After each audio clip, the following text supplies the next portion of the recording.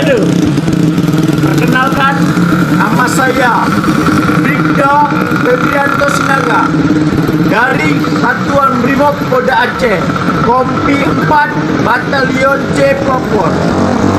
Kami di sini melaksanakan patroli harga dalam operasi Ketupat Selawat pada malam ini, Minggu, tanggal 30 Maret 2025, malam takbiran yang dilaksanakan oleh seluruh umat muslim untuk menyambut Hari Raya Idul Fitri.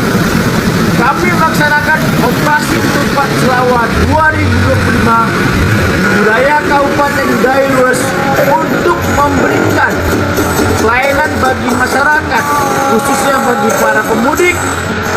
Kegiatan ini bertujuan untuk memastikan keamanan dan kelancaran arus lalu lintas di Kabupaten Gailus, terutama bagi pemudik yang akan melintas di jalur tengah pasca malam takbiran aman dan lancar.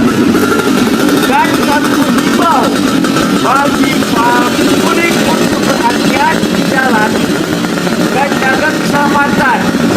Berkendara adalah prioritas utama. Mati lampu lalu lintas yang ada.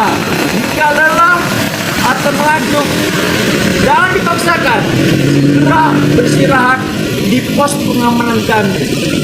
Demikian informasi yang kami sampaikan. Mudik aman, ibadah nyaman. Salam Brigade.